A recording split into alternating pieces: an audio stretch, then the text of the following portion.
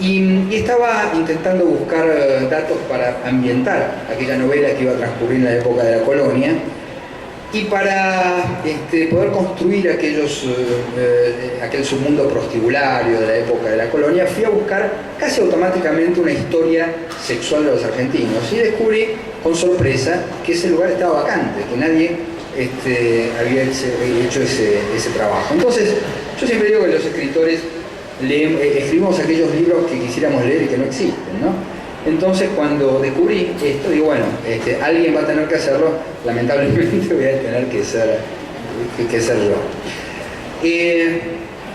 Y yo creo que era una obra necesaria. ¿Por qué? Hace algunos Son años, 3 tomos, ni más ni menos. Hace algunos años tuve el privilegio de estar en la Feria del Libro de Estambul. Por suerte nadie me vetó por ser extranjero, pude hablar perfectamente. Y en uno de los tantos paseos descubrí un libro que a mí por lo menos me resultó revelador, que era La vida sexual de los otomanos. Yo compré ese libro y lo leí poco tiempo antes de que Bush se lanzara a la aventura en Irak.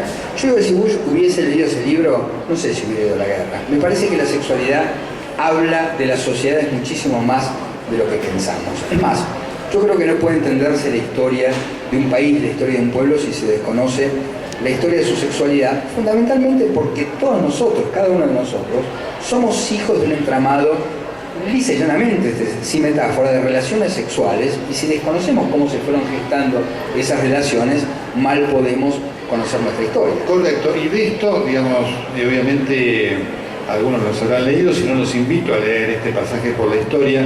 Dirías vos, vas a presentar el último tomo en estos 3 tomos, si definieras, a ver, historia del siglo XIX, ¿qué elemento sexual definió, si hay algún elemento, insisto, común, lo que políticamente fue el siglo XIX en la Argentina?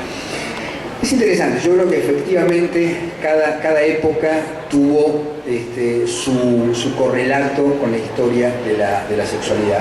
Yo creo que de alguna forma los personajes más representativos del siglo XIX se dieron en el siglo XX.